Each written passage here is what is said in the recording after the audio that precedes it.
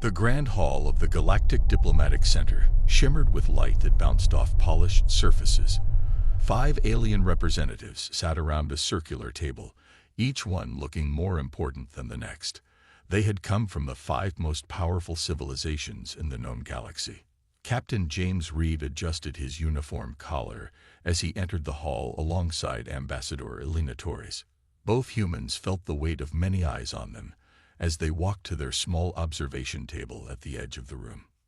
"Remember," Torres whispered, "we are just here to watch and learn." Reed nodded but couldn't help noticing how the aliens seemed to glance at them with something between amusement and pity. Humans were the newcomers to space travel, having only discovered faster-than-light technology 30 years ago. Most species in the room had been crossing the stars for thousands of years. The meeting began with a soft chime. A blue, tall alien with 4 arms stood up. His name was Vex, leader of the Lumari, a species known for their advanced technology. "Welcome to the 305th Galactic Defense Summit," Vex announced, his voice translator making his words clear to everyone. "Today we discuss the future of our shared security," and he paused to glance at the humans. "Welcome our newest observers." Reed felt his cheeks grow warm as all eyes turned briefly to the human table. "Perhaps our young friends will learn something useful," said a rough voice from across the table. It belonged to General Kraz, a reptilian alien with scales that shifted color as he spoke. His species, the Drakari, were famous for their military might. They still use primitive metal ships after all. Soft laughter rippled around the table. Reed kept his face calm, but Torres placed a warning hand on his arm. "We are grateful for the opportunity to learn from such advanced civilizations," Torres said with a diplomatic smile. "Yes, yes," said Vex, waving all 4 hands to regain control. "Now let us move to the main topic. Each of us will present the latest developments in our defense forces, focusing on our flagship vessels." The first to speak was Admiral Pell of the Zorian Collective. He was a small, gray being with large eyes that seemed to take in everything. He stood and pressed a button on his wrist device. A hologram appeared in the center of the table, showing a sleek, dart-like ship. "The Zorian Swift Striker," he announced proudly, "capable of reaching speeds no other vessel can match. In our recent defense of the Tannex system, our ships outmaneuvered the enemy 20-1. Reed leaned forward slightly. The ship design was impressive, but he noticed something about its engine configuration. Next came Governor Lear of the Aquelian Alliance. Her blue skin glistened with moisture as she displayed her people's flagship, a massive circular vessel. "The Oceanic Defender," she said, her voice musical. "With shield technology that can withstand the heat of a dying star, nothing can penetrate our defenses." Again, Reed made mental notes but said nothing. One by one, each alien representative showed off their civilization's pride. Ships that could turn invisible, weapons that could destroy small moons, defensive systems that seemed unbeatable. "And what of your ships, humans?" asked General Kraz suddenly, his yellow eyes fixed on Reed. "Do you have anything worth mentioning, or do you still use combustion engines?" The room filled with more laughter. Reed looked at Torres, who nodded slightly. "Our vessels are modest compared to yours," Reed said carefully. "We're still learning." "Of course you are," said Admiral Pell with what sounded like pity. "That's why you're here." The meeting continued, with more impressive displays and technical specifications that made human technology seem primitive by comparison. Reed and Torres continued to take notes, occasionally exchanging glances. What none of the aliens noticed was the small smile that sometimes appeared on Reed's face. It was the smile of someone who knew something the others didn't, someone who was happy to be underestimated. For now, the humans would listen and learn. Their time would come soon enough. The meeting room fell silent as Admiral Drell of the Corvaxians rose to his feet. Unlike the other aliens, Drell had a nearly human appearance except for his silver skin and the ridge of small horns that ran along his hairless head. The Corvaxians were known throughout the galaxy for their secrecy and stealth technology. "My friends," Drell began, his voice smooth and confident. While your ships focus on power and defense, the true art of space warfare lies in not being seen at all. He tapped a small device on his wrist, and the hologram in the center of the room changed. Now it showed what appeared to be empty space. "What are we looking at?" General Kraz asked with a snort. "Nothing." Drell smiled. "Exactly." He pressed another button, and suddenly 3 sleek, dark ships appeared in the hologram. They were shaped like arrowheads, with no visible engines or weapons.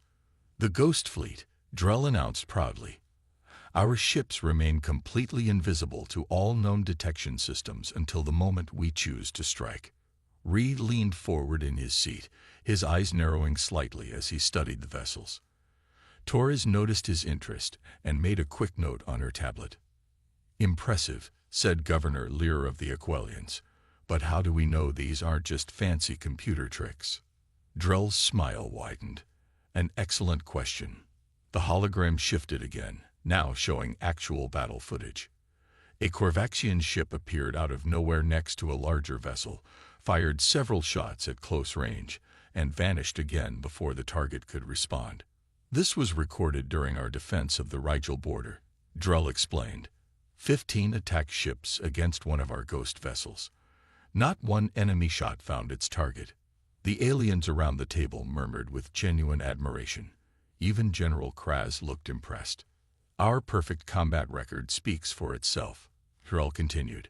17 engagements, 17 victories without a single casualty. "Against whom?"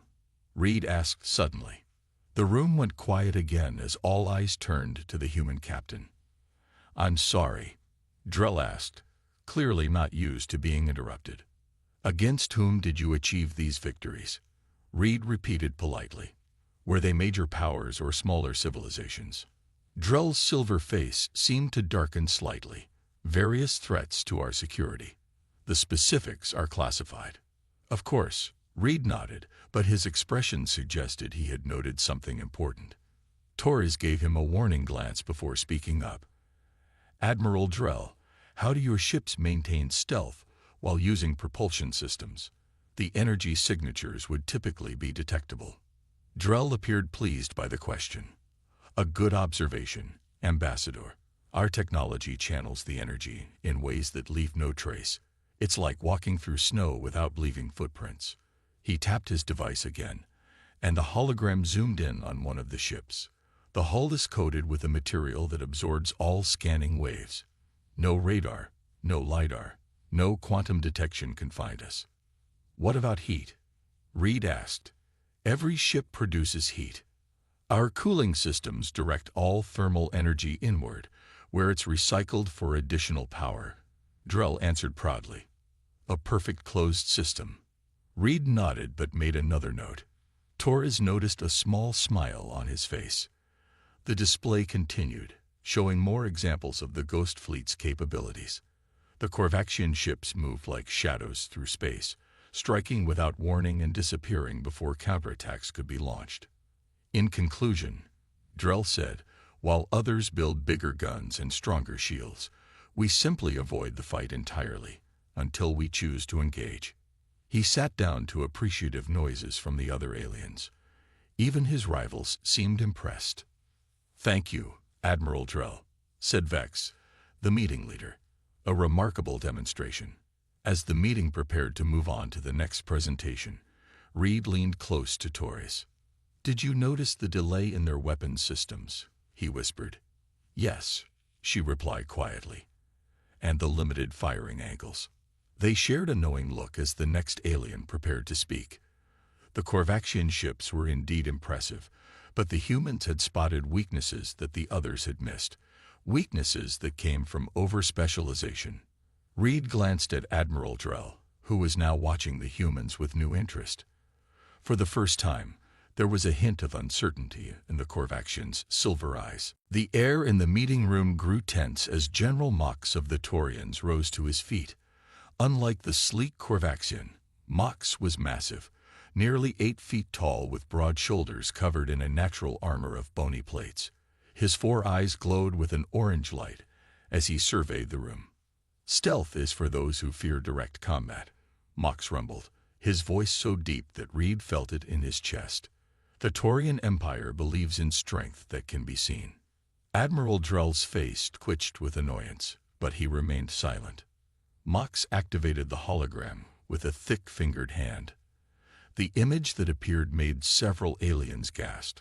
It showed an enormous ship, blocky and intimidating, that dwarfed the previous vessels displayed. The Taurian dreadnought, Mox announced with pride. We do not hide. We do not retreat. We stand and fight. The hologram rotated slowly, revealing weaponry that covered most of the ship's surface. Its hull was layered with what looked like overlapping plates of metal. Our armor is 40 meters thick at its thinnest point, Mox continued, made from compressed neutronium alloy, tempered in the hearts of dying stars. Reed whispered something to Torres, who nodded, and made another note. Perhaps a demonstration is in order, Mox said. He tapped his control, and the hologram shifted to battle footage. The scene showed 3 Taurian dreadnoughts facing what appeared to be a small fleet of enemy ships. The enemy opened fire first, their weapons blazing across space. Energy beams, missiles, and plasma torpedoes struck the Taurian ships directly. When the barrage ended, the dreadnoughts remained, damaged but intact. This was the Battle of Hyades, Mox explained. 27 enemy vessels against 3 of ours. They hit us with everything they had. The hologram continued. Now the Taurian ships returned fire. Their weapons were slower but devastatingly powerful. Each shot that connected obliterated an enemy vessel completely. We lost no ships that day, Mox said. As usual. The aliens around the table were clearly impressed, though Admiral Drell looked skeptical. How fast can these ships move? Reed asked, breaking the silence. Mox turned his massive head toward the human. Fast enough, human. We don't need to run. But in a tactical situation requiring rapid deployment. Reed pressed. Mox's orange eyes narrowed. Our ships arrive when needed and stand their ground. Speed is for those who lack the strength to endure. Reed nodded politely, but Torres noticed him tapping something into his own device. What about energy consumption? Torres asked. Maintaining those weapon systems must require enormous power. We have 3 separate reactor cores, Mox replied proudly, each one capable of powering a small city. We can sustain full battle conditions for 17 standard days without refueling. Impressive, Reed acknowledged.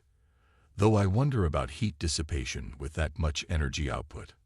Mox stared at Reed for a long moment. Our cooling systems are adequate. The slight hesitation didn't go unnoticed by the humans or the other aliens. Of course, Reed said with a smile. The hologram shifted again, this time showing a Taurian dreadnought taking direct hits from what Mox described as planet-killer missiles. The massive ship shuddered but held together. No other vessel in the galaxy could survive such an attack, Mox boasted. While others hide or run, we face our enemies directly.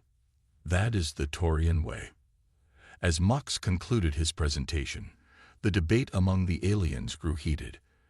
Admiral Pell of the Zorian Collective argued that speed was superior to armor, while Admiral Drell maintained that neither mattered if you couldn't be detected in the first place.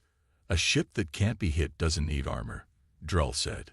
A ship that can withstand any hit doesn't need to hide, Mox countered. The argument continued, with each alien defending their approach to warfare. None of them seemed to notice the quiet conversation between Reed and Torres. 3 critical weaknesses, Reed whispered. Plus the obvious power management issues, Torres added. Did you see the fluctuation in their shield harmonics when they fired the main weapons? Reed nodded. And the blind spots in their defensive grid, typical of over-specialized designs. As the aliens continued to debate, Reed leaned back in his chair with a thoughtful expression. Each presentation revealed more about the strengths and limitations of the galaxy's supposedly superior warships, and none of the aliens seemed to understand what the humans already knew. That true combat effectiveness came not from doing one thing perfectly, but from doing many things well. The heated debate between the alien representatives showed no signs of stopping. General Mox and Admiral Drell were still arguing about the merits of armor versus stealth when a high-pitched alarm sounded throughout the conference room. The hologram in the center of the table flickered and changed to show an emergency message. "Attention all diplomatic vessels," a voice announced. "We have received a distress signal from Outpost 7 in the Median sector. The trading post is under attack by Black Star pirates. All available ships are requested to assist." The room fell silent as the message repeated. Vex, the blue four-armed leader of the Lumari, stood up. "This is most unfortunate. Outpost 7 is a neutral trading hub used by all our civilizations. Pirates," spat General Kraz, his scales turning a dark red. "They grow bolder every cycle." Reed and Torres exchanged glances. Black Star pirates were notorious raiders known for their surprising effectiveness against more advanced ships. They used modified vessels and unusual tactics that often confused standard military responses. Admiral Pell of the Zorian Collective rose from his seat. "This is an opportunity," he said, his large eyes blinking rapidly. "We can demonstrate the real-world capabilities of our vessels." "I agree," said Governor Lear, her blue skin rippling with excitement. "Words in a meeting room mean nothing. Actions in battle reveal the truth." General Mox pounded his massive fist on the table. "The Taurian Empire will crush these pirates and show you all what real power looks like." Not to be outdone, Admiral Drell smiled coolly. "My ghost fleet will be there before any of you even leave orbit. The pirates won't see us coming." The 5 alien representatives all turned to look at the humans. "What about you, Captain Reed?" asked Vex. "Will Earth send a ship as well?" Reed met Torres's eyes for a moment before answering. "We have a vessel in the area. The UEA's Intrepid. A combat vessel." General Kraz asked with obvious skepticism. "It's a multi-purpose ship," Reed replied carefully. "But yes, it is combat-capable." Admiral Drell made a dismissive gesture. "Perhaps it would be safer for our human friends to observe from a distance. This could be dangerous for less advanced vessels." Torres spoke up before Reed could answer. "We appreciate your concern, Admiral. But Captain Reed is actually the commanding officer of the Intrepid.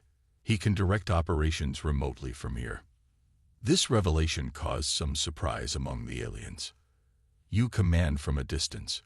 General Mox asked, sounding almost offended.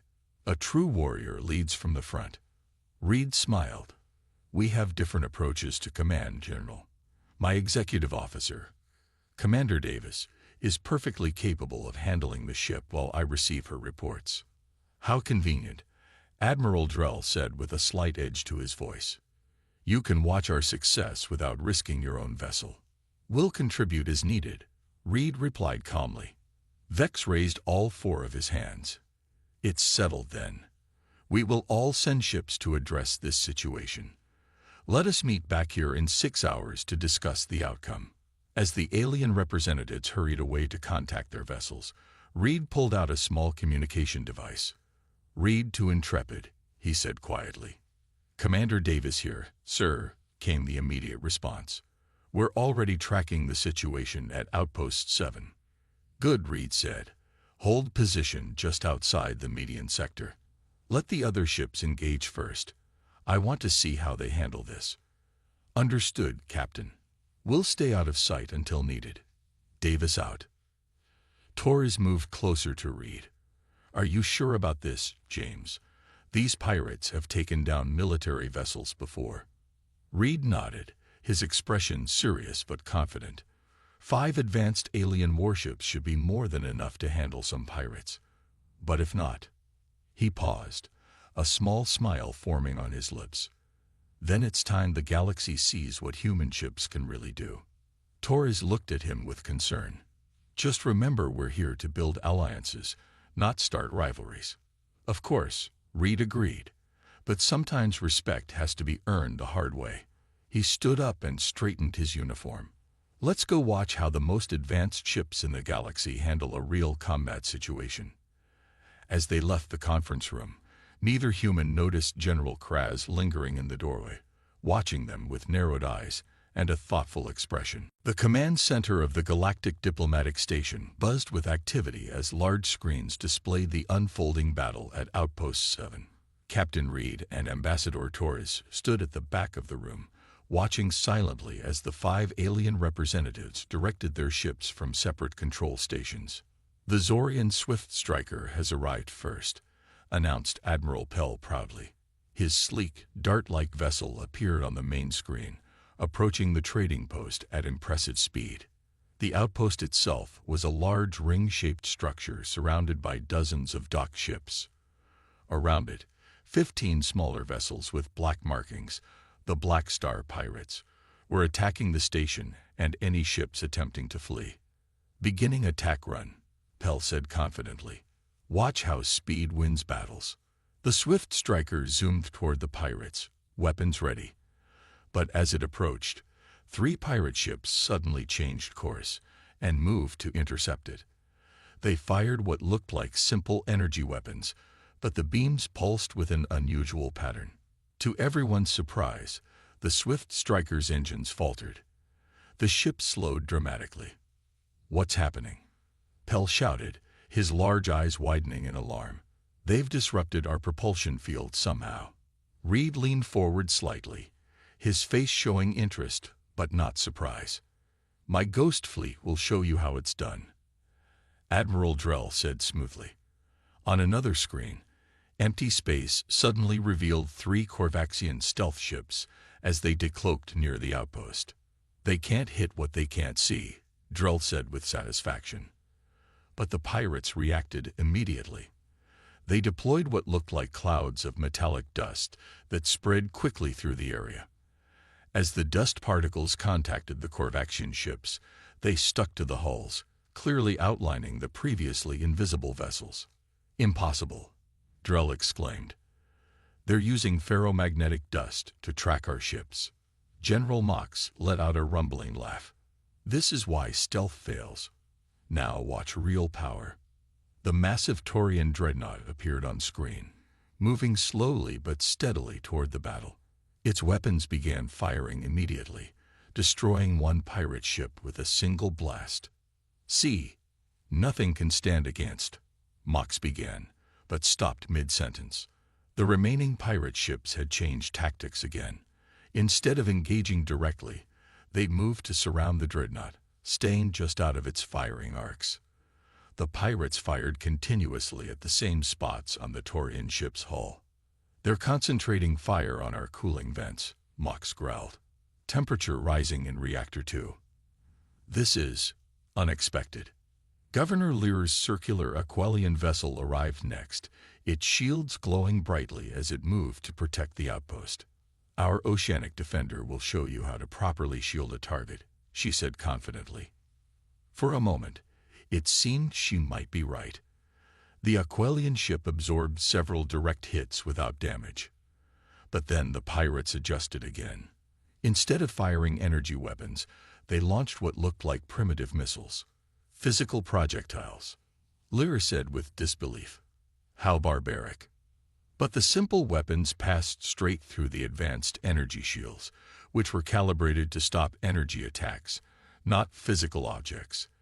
The missiles struck the hull directly, causing significant damage. General Kraz's reptilian scales changed to a dark color as he watched his own ships falter. The Drakari vessels had deployed with an advanced AI combat system, but the pirates' unpredictable tactics confused the algorithms. The AI kept preparing for conventional attack patterns that never came. "They fight without logic or proper formation," Kraz hissed in frustration. "No civilized combat doctrine at all." In less than 20 minutes, the supposedly superior alien ships were all struggling. The Swift Striker couldn't maintain its speed advantage. The Ghost Fleet was clearly visible, covered in metallic dust. The Dreadnought's cooling systems were failing as its temperature rose to dangerous levels. The Oceanic Defender's perfect shields couldn't stop simple physical projectiles. and the Drakari eye couldn't predict the pirates' chaotic movements. Throughout it all, Reed watched calmly, occasionally making notes on his tablet. The alien representatives were too focused on their failing ships to notice the small smile that had appeared on his face. "Captain," Torres whispered, "the outpost is taking heavy damage. Several civilian ships have been destroyed." Reed nodded grimly. "I think we've seen enough." He tapped his communication device. "Reed to Intrepid. Move in."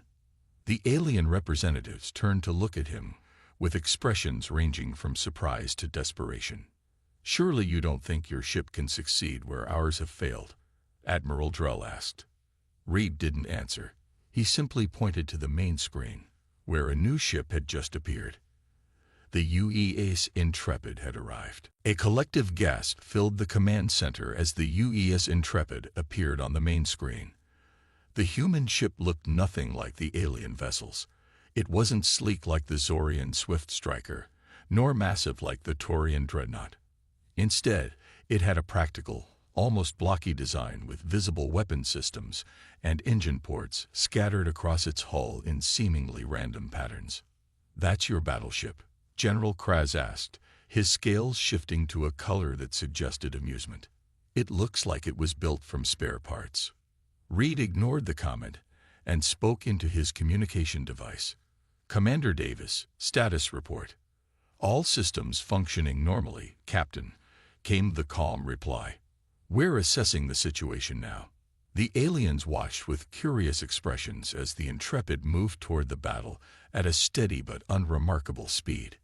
"Your ship is too slow," Admiral Pell observed. "The pirates will see it coming." "That's the idea," Reed replied quietly. On screen, the pirates had indeed noticed the new arrival. 5 of their ships broke off from attacking the outpost and moved to intercept the human vessel. "They're using the same approach that disabled our engines," Pell warned, a hint of concern in his voice despite his earlier mockery. The pirates fired their pulsing energy beams directly at the Intrepid. Reed and Torres remained calm as the beams struck the human ship. "No effect, Captain," Commander Davis reported. "Their disruptor frequencies can't match our adaptive shielding." The aliens exchanged surprised glances. The Intrepid continued forward, now firing what looked like simple projectile weapons, similar to the missiles that had bypassed the Aqualian shields. "Primitive kinetic weapons?" Governor Lear asked with disbelief. But the effectiveness was undeniable. The projectiles struck 3 pirate ships, causing significant damage. The Intrepid followed with precisely aimed energy weapons that disabled 2 more. "They're launching the dust cloud that revealed our ghost fleet," Admiral Drell warned, watching the battle intently. Reed nodded. "I know. Davis, activate hull polarization." When the metallic dust reached the Intrepid, instead of sticking to the hull, it bounced off as if repelled by an invisible force. "Electromagnetic field reversal," Torres explained to the stunned aliens. "A simple solution to a simple problem." The remaining pirates changed tactics again, trying to surround the human ship as they had done with the Taurian Dreadnought. The aliens watched, expecting the Intrepid to struggle with the same cooling issues. Instead, the human ship rotated smoothly, keeping its weapons facing the threat while venting excess heat from ports on the opposite side. "Rolling the ship to distribute heat load," General Mox muttered. "So obvious, yet we never considered it." The pirates, faced with an opponent that countered each of their tactics, began to retreat, but the Intrepid pursued with unexpected bursts of speed. "I thought your engines were slow," Admiral Pell said, confusion evident in his voice. "We don't waste power on constant high speed," Reed explained. "We save it for when it's needed." On screen, the Intrepid continued its methodical attack. Its weapons switched between energy beams, projectiles, and what looked like guided missiles, never using the same approach twice in succession. "Your targeting systems must be extremely advanced," General Kraz observed. Reed shook his head. "Not really. We just have human gunners making real-time decisions instead of relying entirely on AI." One by one, The pirate ships were disabled or destroyed. The Intrepid moved to protect the damaged outpost, extending its shields to cover civilian vessels that were trying to escape. "Captain, all hostile ships have been neutralized or have retreated," Commander Davis reported. "Outpost 7 reports minimal casualties. We're beginning rescue operations for damaged civilian vessels." The alien representatives stared at the screen in stunned silence. Their advanced, specialized ships, each supposedly the pinnacle of space warfare technology, had all struggled against an enemy that a single human vessel had defeated in minutes. "How?" Admiral Drell finally asked, his silver face showing genuine confusion. "Your technology isn't as advanced as ours in any single area." Reed turned to face the aliens, his expression serious but not boastful. "That's exactly the point," he said. "We don't try to be the best at one thing. We try to be good enough at everything." The aliens looked at each other, then back at the screen where the Intrepid was now helping the damaged alien vessels. For the first time since the humans had arrived, there was real respect in their eyes. The main conference room of the Galactic Diplomatic Center was quieter than before. The 5 alien representatives sat at the circular table, but their earlier boastful attitudes had vanished. Captain Reed and Ambassador Torres entered and took their seats, drawing all eyes in the room. Vex, the 4-armed Lumari leader, spoke first. "Captain Reed, your ship's performance was unexpected." "I believe that's diplomatic speak for impressive," Torres said with a small smile. General Mox leaned forward, his massive form making the chair beneath him creak. "I do not understand. The Intrepid's armor is thinner than our dreadnoughts. Its weapons are less powerful. Its engines are not as fast as the Swift Striker. Yet it defeated an enemy that challenged all our vessels." Reed nodded. "That's because we approach ship design differently. You each focused on perfecting one aspect of combat: speed, stealth, armor, shields, or artificial intelligence. We focused on balance and adaptability." Admiral Drell's silver face reflected the light as he tilted his head. "Explain." Reed stood and walked to the center of the room. With a few taps on his tablet, he activated the hologram display. The image of the Intrepid appeared, rotating slowly. "Humans have a long history of warfare," Reed began. "For thousands of years, we fought each other.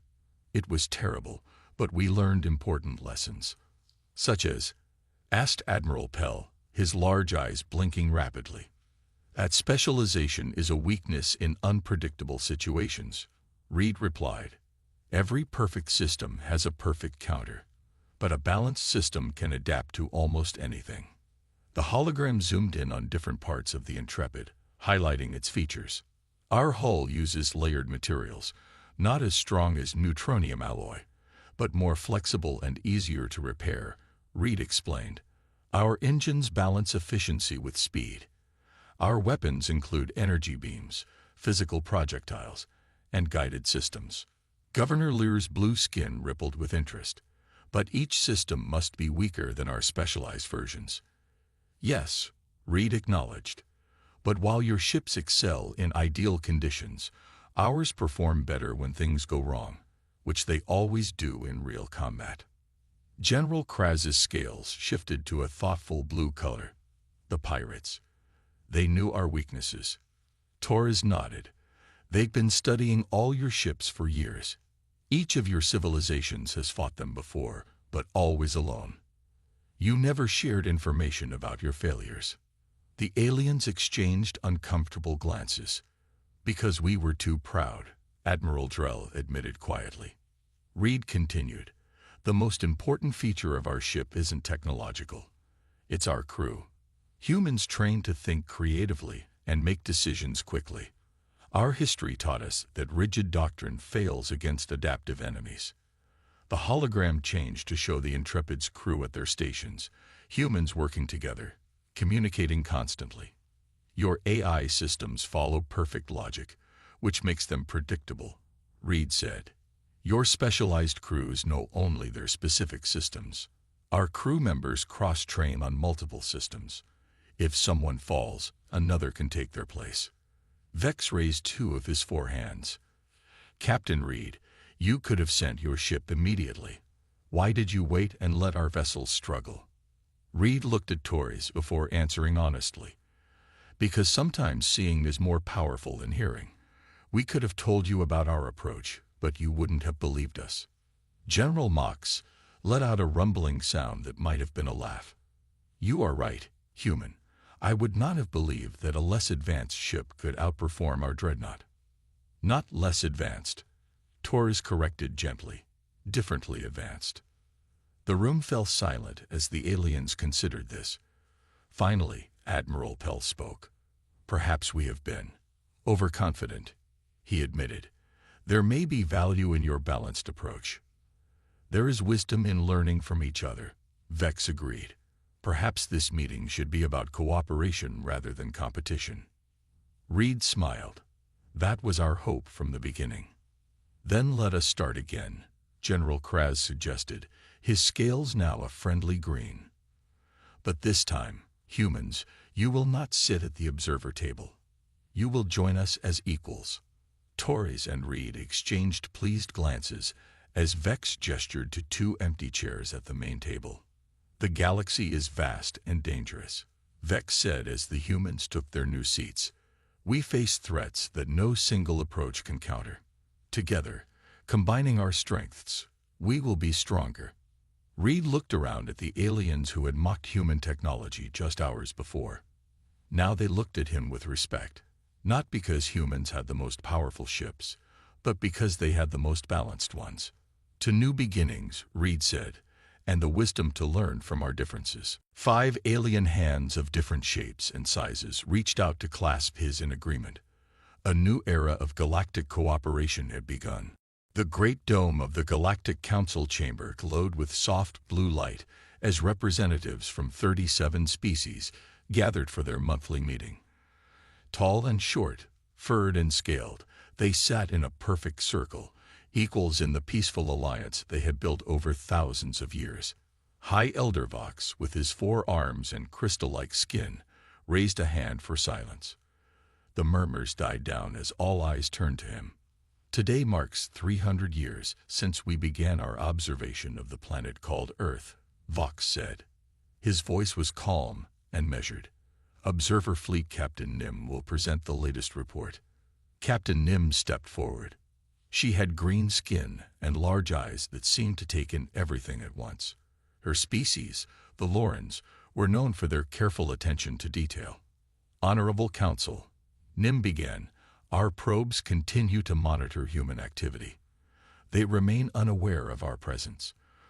For the past 50 years, they have shown remarkable progress. She waved her hand, and a hologram of Earth appeared in the center of the chamber. It rotated slowly, showing oceans, continents, and the lights of cities that glowed on the night side of the planet. The humans have cleaned their atmosphere, ended most of their armed conflicts, and begun to explore their own solar system in earnest. Nim continued. Most importantly, they appear to have dismantled the majority of their war machines. Whispers spread through the chamber. This was new information. Elder Trell of the Avians clicked his beak in doubt. Are we certain of this? Humans have always been. He paused, searching for the right word. Unpredictable. Dangerous. The hologram changed to show images from Earth's history, terrible wars, weapons of mass destruction, and battlefields that made even the oldest council members look away. The evidence suggests they have moved beyond their violent past, Nim replied. Our scans detect far fewer weapon signatures than before. Their orbital platforms appear dedicated to science and communication, not war. Elder Moore rumbled from his water tank, his tentacles waving. We have watched many species rise and fall. None have been as paradoxical as humans. They create beautiful art and music, then build machines designed only to kill. They speak of peace, then prepare for war. Which is why we have never contacted them, Vox reminded everyone. The quarantine has been in place since we first discovered them. The hologram shifted again, showing humans going about their daily lives. Working, playing, laughing. They looked harmless enough. I recommend we continue observation but maintain the quarantine, Captain Nim concluded. Despite their progress, humans still show concerning traits. Their entertainment still glorifies conflict. Their history lessons focus on wars. And while they have dismantled many weapons, we detect strange energy signatures from deep underground facilities around their planet. Vox nodded slowly. Thank you, Captain. Does any council member wish to propose contact with Earth at this time? The chamber remained silent. No one raised a hand or voice. Then it is decided. The quarantine continues. We will revisit this matter in 50 years, as is our custom. As the council members filed out of the chamber, Captain Nim remained, staring at the hologram of Earth. Something about humans had always fascinated her. Their short lives burned so brightly. They created and destroyed with equal passion. Little did she know that in just 6 months, everything would change. The peaceful galaxy they had built would face a threat unlike any before, and the decision they had just made, to keep humans isolated from galactic society, would be tested in ways none of them could imagine. The silent observers would soon become desperate seekers of help, and the sleeping war machines of Earth would stir from their slumber. But for now, the stars were quiet, and humanity remained alone, unaware of the eyes watching from above. 6 months after the Council's decision to continue Earth's quarantine, alarms blared through the monitoring station orbiting the peaceful world of Lyra. Captain Nim jerked awake from her rest cycle, rushing to the command center with dread building in her chest. "Report," she called out as she entered the room. Officer Kell turned to her, his usually blue face now pale with fear. "Unknown vessels approaching from deep space, Captain. They're not responding to hails." On the main screen, 12 black ships moved toward Lyra. They looked like jagged chunks of dark metal, with no visible engines or windows. Sensors could barely read them. "How did they get past our early warning systems?" Nim asked.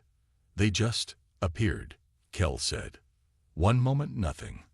The next they were there." The Lyran defense ships, small vessels designed mainly for ceremony and patrol, moved to intercept the strangers. Nim watched with growing horror as the black ships opened fire without warning. The Lyran ships exploded one after another, their shields useless against the strange energy weapons. "Send a distress signal to the Council," Nim ordered. "Now." But it was already too late for Lyra. The black ships descended on the peaceful planet, firing weapons that tore through cities and turned fertile land to ash. From the safety of the cloaked monitoring station, Nim and her crew could only watch and record the destruction. Within hours, it was over. Where Lyra's shining cities had stood, only ruins remained. The black ships vanished as suddenly as they had appeared. 3 days later, the Galactic Council chamber was in chaos. 17 worlds attacked. Elder Vox announced, his crystal skin clouded with stress. "Billions dead or missing. Who are these attackers?" Captain Nim stepped forward. "We've gathered what information we could. The attackers are a species we've never encountered before. The survivors of the attacks call them the Voidborn. They appear to have no interest in communication or negotiation." A hologram in the center of the chamber showed recordings of the attacks. The council members watched in silent horror. "We have never faced an enemy like this," Elder Moore said, his tentacles waving anxiously. "Our species have known peace for so long. We have ships for exploration and trade, not war. The Voidborn weapons cut through our strongest shields like they weren't there," added Elder Trell. "Our technology is no match for theirs." Another alarm sounded, and a communications officer rushed into the chamber. "Urgent message from Centauri Prime. They're under attack." The hologram shifted to show a live feed from Centauri Prime, home to over 6 billion peaceful beings. The Voidborn ships hovered over the main city, their weapons raining down destruction. "Help us," cried the Centauri representative, a tall, slender being with 4 eyes. "We have no defenses. The transmission cut off abruptly. Silence fell over the council chamber. "That's the 5th attack this week," Captain Nim said quietly. They're getting closer to the core worlds. Elder Vox stood, his four hands clasped in the traditional gesture of grave decision. We must face the truth. Our peaceful alliance has no weapons or tactics to fight this enemy. If this continues, all our worlds will fall. What can we do? Asked a young representative from a world not yet attacked. Where can we turn? Captain Nim took a deep breath. What she was about to suggest broke thousands of years of council tradition. There is one species in this galaxy that has never forgotten how to fight a war. All eyes turned to her as understanding dawned. You can't mean. Elder Trell began. Yes, Nim said. The humans. As if in answer, another distress call echoed through the chamber. Another world crying for help. Another civilization facing extinction. The time for debate was over. The galaxy needed warriors, and despite all their flaws, humans had been the greatest warriors of all. The emergency council session stretched into its third day. The great chamber, once a place of calm discussion, now buzzed with fear and argument. Representatives from attacked worlds sat in hollow silence, their eyes empty from witnessing horrors no peaceful species should ever see. We cannot break the quarantine, Elder Trell insisted, his feathers ruffled in agitation. Humans are unpredictable, dangerous. What if they see our weakness as an opportunity to conquer us themselves? Many council members nodded in agreement, but Captain Nim stood firm. I have studied humans for decades, she said. Yes, they are warriors. Yes, they have fought terrible wars among themselves.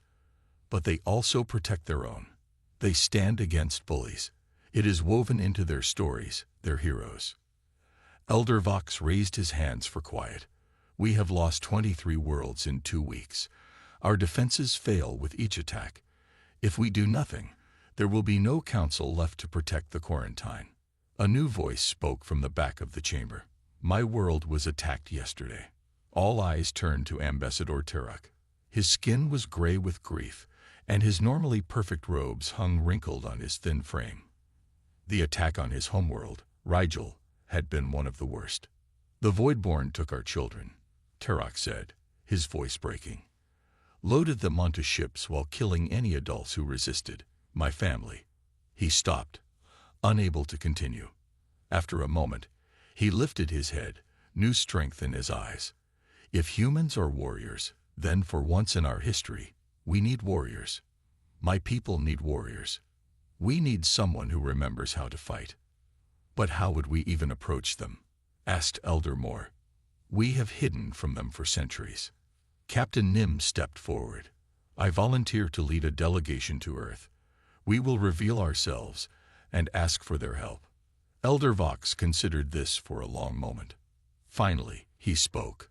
The council will vote. Those in favor of sending a delegation to Earth, make your mark now. One by one, lights appeared on the voting board. Many at first, then more as the reality of their situation sank in. Even Elder Trell, after hesitating, added his vote. In the end, only 3 council members voted against. It is decided, Elder Vox announced. Captain Nim will lead a delegation to Earth immediately. This council session is adjourned.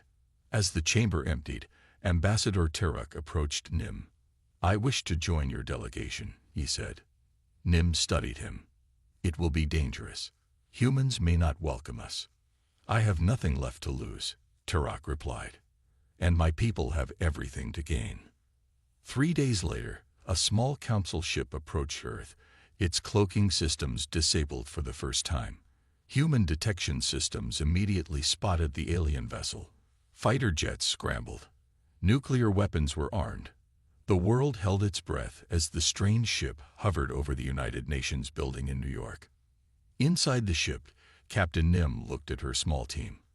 Ambassador Turok, 2 communication specialists, and a historian who had studied human languages. Remembered, she said, humans value honesty and directness. We tell them everything. We hide nothing. They stepped onto the transport pad, and in a flash of light, appeared in the middle of the emergency UN session. Gasps and shouts erupted. Security guards drew weapons. Nim raised her empty hands. "People of Earth," she said in careful English, "we come in peace and in desperate need. My name is Captain Nim of the Galactic Council." A hush fell over the room. "For centuries, we have watched your world from afar. We kept ourselves hidden because we feared your warrior nature. But now," she glanced at Terok, whose grief was visible to all, "now the galaxy needs warriors. We are being hunted by an enemy we cannot fight." The UN Secretary General stepped forward cautiously. "You're asking for our help?"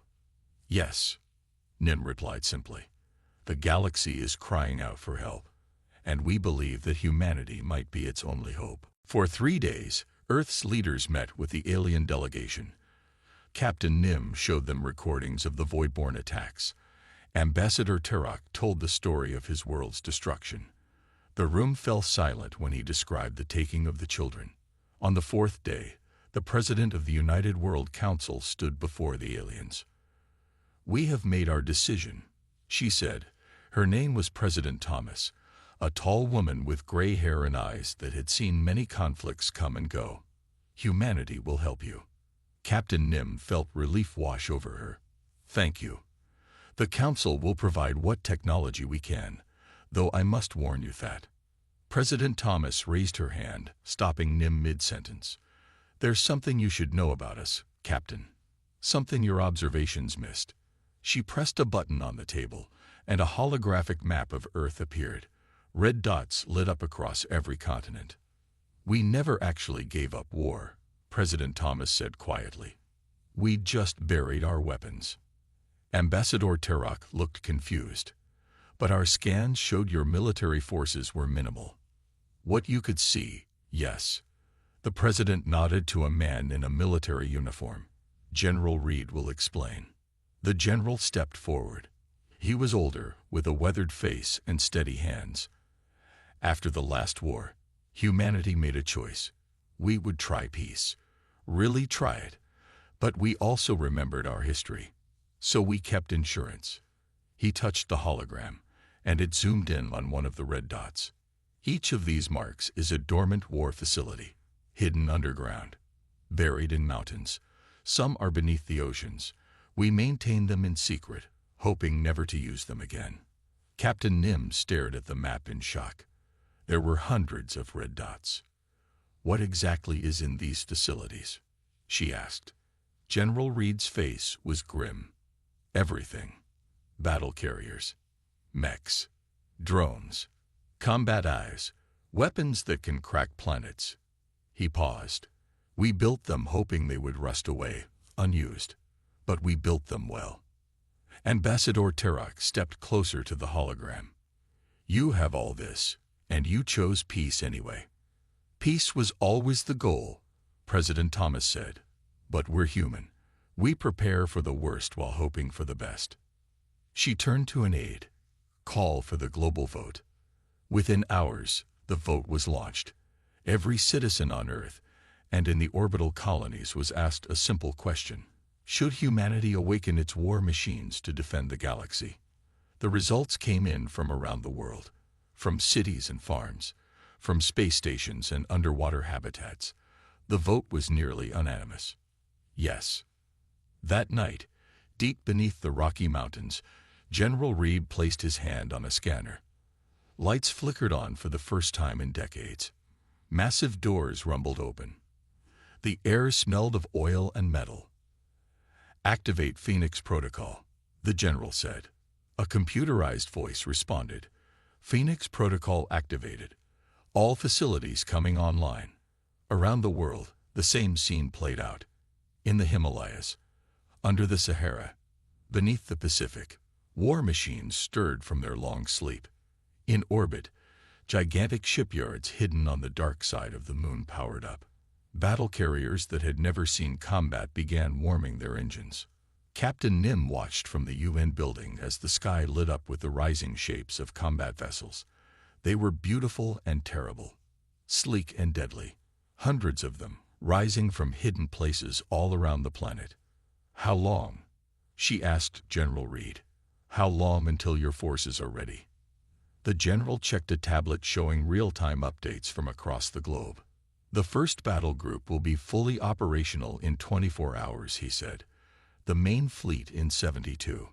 President Thomas turned to the alien visitors. Her face was solemn. Captain Nim, Ambassador Tarek, please tell us where the Voidborn will strike next. Humanity is going to war. Admiral Tony Jackson stood on the bridge of the HSS Defender, Earth's largest battle carrier. At 62, he had never expected to command an actual combat mission. Like most military leaders of his generation, his career had been spent maintaining readiness for a war that never came. Until now. All ships report ready, Admiral, his first officer said. Jackson nodded. Open a channel to all vessels. The communications officer pressed a button. Channel open. Sir. Jackson looked at the main screen, which showed the 100 ships of Battle Group Alpha.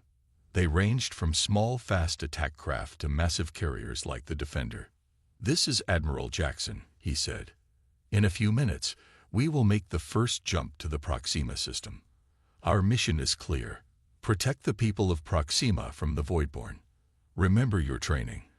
Remember why we fight. Jackson out. He turned to Captain Nim, who stood watching from the side of the bridge. Your jump technology is impressive. Without it, we'd take years to reach Proxima. Nim nodded. It was the least we could offer. Though I fear your weapons may not be enough against the Voidborn. They're shields. We'll see, Jackson said simply. The navigator's voice cut in. Jump coordinates locked. Admiral, ready on your command. Jackson took a deep breath. Jump. Space folded around the battle group. Stars blurred into streaks of light, then snapped back into place. Where Earth had been moments before, now the red light of Proxima Centauri filled the view screens. And there, above the third planet, hovered 7 Voidborn ships. Black, jagged, and menacing. They're attacking the main settlement, reported the sensor officer. Ground forces already deployed. Jackson didn't hesitate. Battle stations. All ships form up in Delta formation. Launch fighters. The bridge erupted into controlled chaos as officers relayed commands. The fleet spread out, smaller ships moving to protect the carriers. The Voidborn are turning to face us, the sensor officer called out. They're launching attack craft. Jackson watched as black, dart-like ships poured from the Voidborn vessels. They moved with unnatural speed, like nothing he had ever seen in simulations. They're fast, he murmured. Captain Nim stepped closer. I told you, we cannot match them. Jackson's weathered face broke into a slight smile. We don't need to match their speed, Captain. We just need to be smarter. He turned to his weapons officer. Deploy the drone swarms. From the belly of each carrier, thousands of tiny drones emerged. Each was no bigger than a human hand, but carried a powerful explosive charge. They moved in perfect coordination, guided by combat AIs that had been perfecting swarm tactics for decades. The Voidborn fighters, focused on the main human fleet, didn't notice the drones until it was too late. The tiny machines surrounded the alien vessels, then detonated in sequence.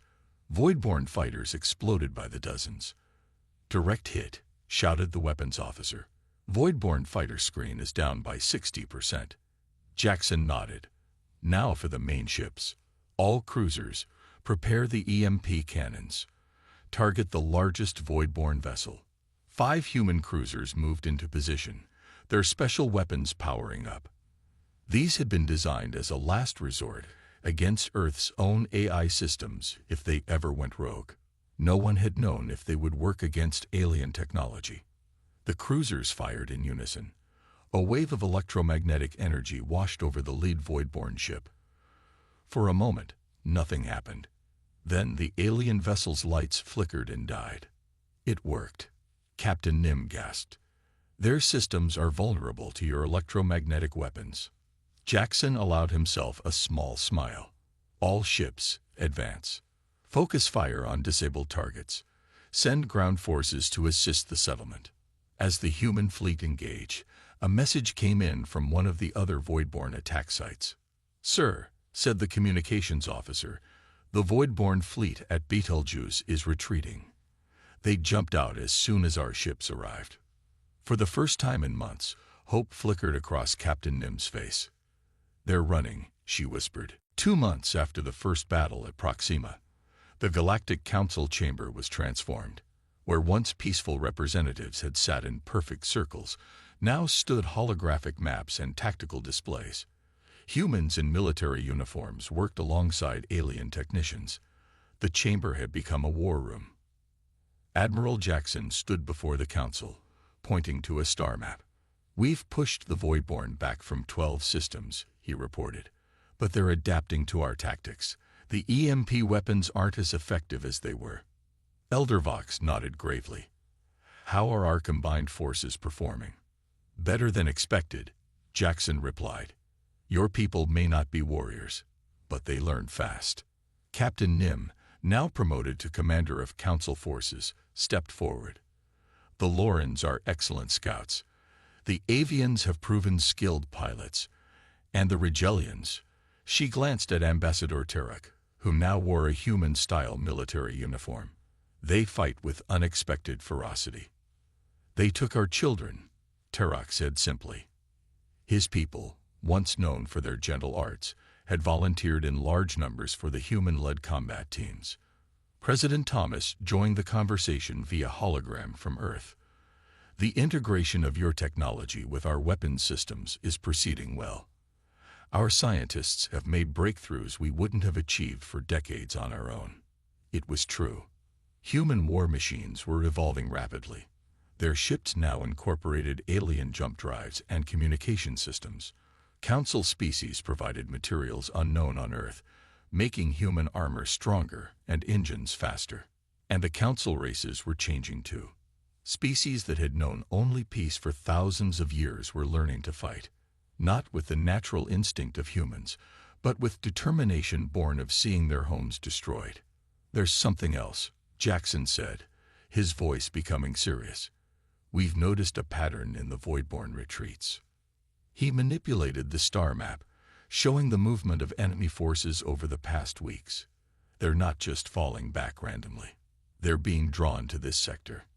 The map highlighted a region of space near the galactic core. "There's something there they want, or need." Elder Moore spoke up, his tentacles waving thoughtfully. "That area has many dead stars.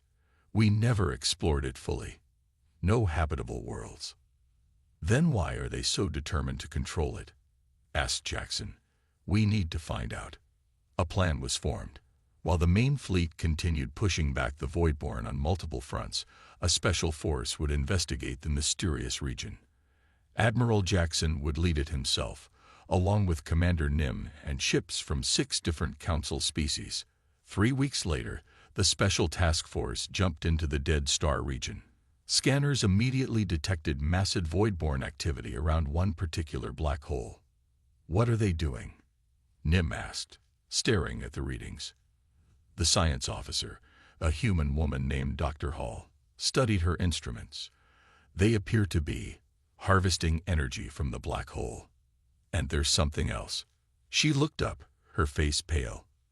"The readings suggest they're preparing to open some kind of portal." Jackson felt a chill run down his spine. A portal to where? Before anyone could answer, alarms blared. "Voidborn ships approaching," called the sensor officer. "At least 30 vessels. They're protecting whatever they're building," Jackson said. "All ships, battle formation. We need to stop them before." A massive energy surge interrupted him. Near the black hole, space itself seemed to tear open. Through the rift, dark shapes began to emerge. "More Voidborn ships?" Nim asked. Dr. Hall shook her head, her voice barely a whisper. "No, something worse. Much worse."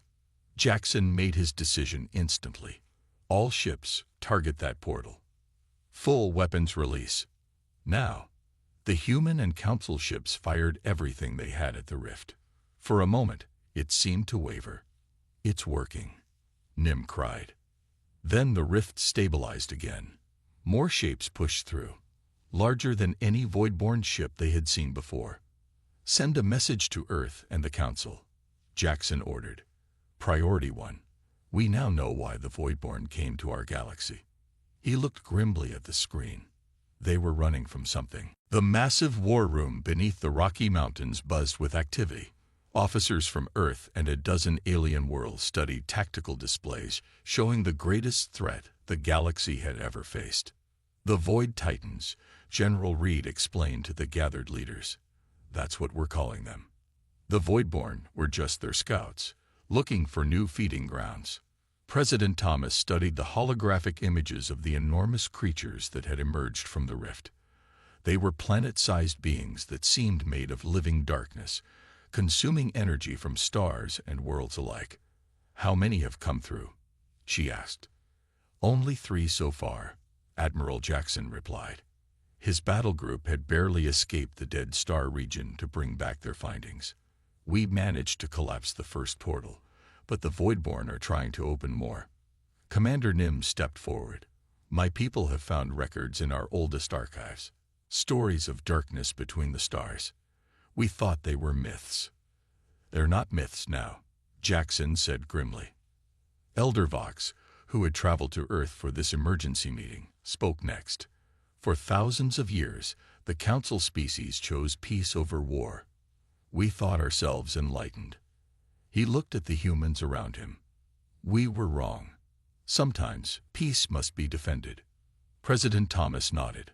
"What's our plan?" For the next hour, human and alien strategists outlined their approach.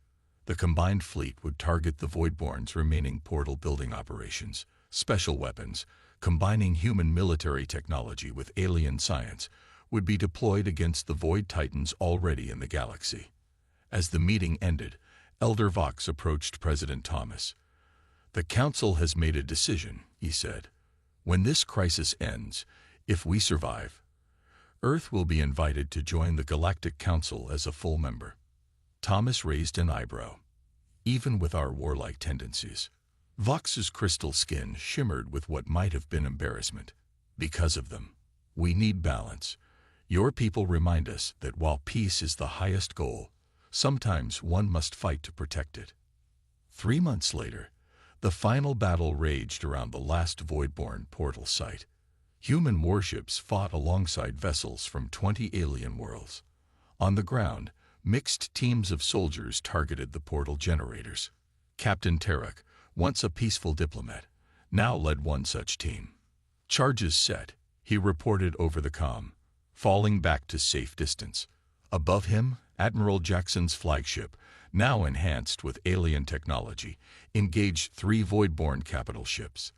The improvements made Earth's vessels faster and stronger than ever before. "All teams clear," came the report from the ground. "Detonation in 10 seconds."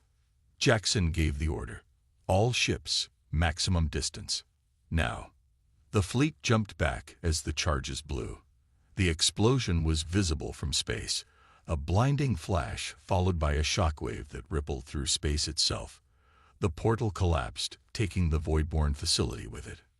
"Portal down," shouted the sensor officer, reading no Voidborn activity. A cheer went up across the bridge, but Jackson raised his hand for quiet. "And the Titans?"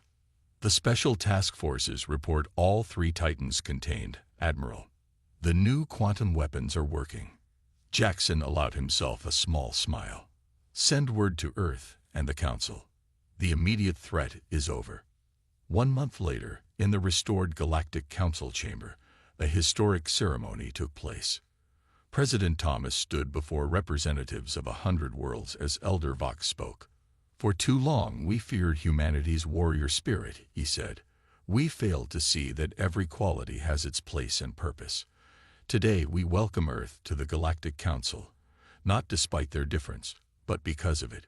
Thomas accepted the ceremonial staff of membership. "Humanity is honored to join you," she said. "We come not as conquerors, but as protectors. When the galaxy cried for help, we answered. And we always will."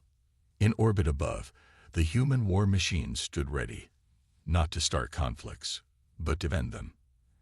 And beyond the edges of the galaxy, in the darkness between stars, other eyes watched. The Void Titans had been stopped, but not destroyed. The humans knew this, and they were prepared. Because that was what humans did best. They prepared for the worst while hoping for the best. And now, they did not stand alone.